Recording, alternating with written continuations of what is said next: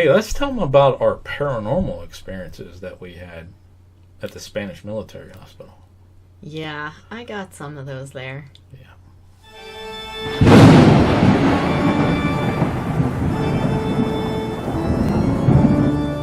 Well, hello there, parapeeps, and welcome to another episode of Our Haunted Travels. I am your host, Sean Donnelly. And I'm your co-host, Marianne Donnelly. Hey, in this video, we're going to tell you some of the personal experiences that we had when we were at the Spanish military hospital. And this is back in 2010. We still remember them to this day because, you know what? These experiences and what took place got us started into what we're doing now. This led us to the path to be sitting here talking to you guys right now.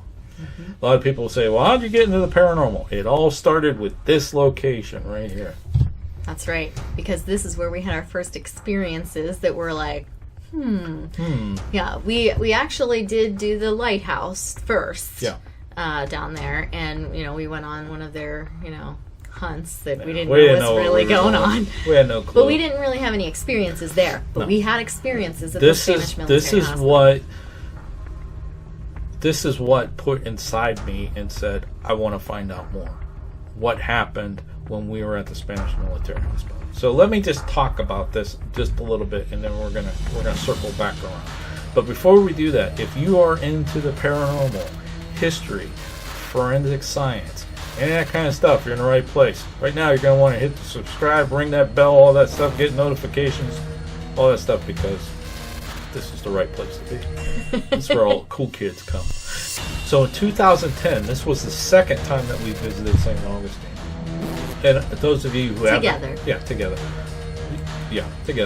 So for those of you who don't know our story, how we got into it, basically, we went to St. Augustine on our honeymoon in 2006. We liked it a lot. So in 2010, we wanted to go back. And we already toured everything during the day. So we went and hit some of the other spots that we didn't get to. And then Marianne found the ghost tours. And that's basically her fault why we did all this stuff. It's all my fault. I know. Okay. So after we did the lighthouse, like Marianne talked about, she found a ghost tour that went all through town. Mm-hmm. Well, it originates at the Spanish military hospital. Yeah. So the day of the tour, during the day, we thought, well, let's go down to Spanish. Let's just go down and see the day tour, which is, awesome. We really recommend that, folks. If you're going to do some ghost stuff, go during the day too, because you get like two different things, and then they tie together, and it's awesome. Anyways, plus you get to see a little bit more because the lights are on. The lights are out during the day. Sunny. So we went during the day, and I think maybe we went to make sure we had our tickets and stuff too, if memory serves correctly. But as soon as we walked in, and at the time, we weren't really into the paranormal. It was just a different way to see it. We didn't know what was going on. Of anything. So Marianne, as you can probably tell, is a little younger than me. Okay? So she's always like healthy. Let's go, go, go, go, go. Well, back then she was. Now it's like, okay. Anyways. So she's always the healthy one, that drinks nothing but water, occasionally maybe some tea, but, healthy eating, that kind of thing. We walked into the Spanish military hospital. I love cookies. Yeah, cookies. And something happened to Marianne. She's like, I got to sit down. I don't feel well. Yeah, so something is wrong. As soon as we kind of like walked, well, we passed the morning room. What do they call that? The morning room. The morning room. Mm-hmm. Since we kind of like passed that threshold, she just flushed. Yeah. So you start the tour in the main room, and you kind of go over the morning room. They talk to you about what was going on over there. You get to look and see the doctor's office type thing, and then you go into the apothecary, and they kind of start showing you, the medicines of the day and how they used to get them from, the bugs, crushing the bugs and whatnot and whatever.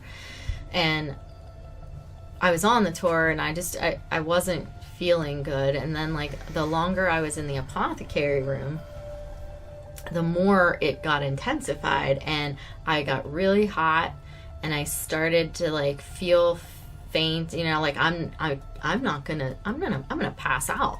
you know, and I just started to feel really sick. So I looked at you, who was over here on my left, and I said, just, I'll be right back. And I left him in there. I said, I need to go sit down. Normally that's me. You're like, Marianne, go ahead. I got to go sit down. You know, take the camera. So I'll see you later. I went out of the apothecary room into the main open area, which is the gift shop, which they don't really sell that much there. No.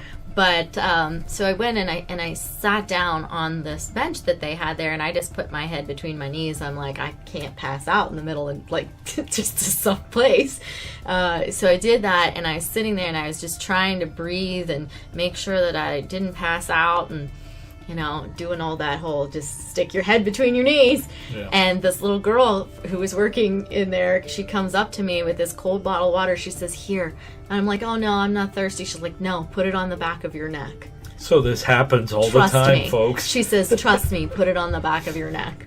And I did, and I started to feel better. And by the time they came out of the apothecary room, they went into the ward room, and he's like, are you okay? And I'm like, I don't know, but I'm feeling a little better now. And so then I was able to go on for the rest of the tour. But so what we believe now, that all the research in places and all this stuff, we believe that something kind of like drained her energy. Something kind of just it's like, met with Marianne, you know, and it's like, whoo, I'm going to take her energy. Yeah.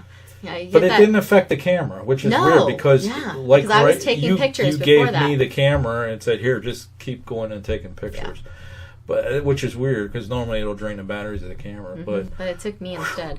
Yeah, I mean, there was a little bit of nausea, but the majority of it was just the overwhelming feeling that I was going to pass out. I was going. Those of you who've been on paranormal investigations or a paranormal team, you know what we're talking about. You probably experienced that when something just drains your energy like quick, and that was back in 2010. And you know, I say that like it's like forever ago, but it's a while back. Yeah, but you were a spring chicken, man. You could just pop around and you know everything. That was really weird. And the funny thing is once we got out of there and started moving, got something to eat, you're fine like the rest of the time. And nothing happened that night either. No, which is odd. But we didn't go into the apothecary room that night. We stayed in the ward area. True. You're right. Which going back, you want to go back in the apothecary I want to see if it happens again. Yeah, I want to go back sick like in the day and see if it happens. And I want to go back on a night tour and see if they'll let me go over there and see if the same type of thing happens. That's like my plans, my hopes.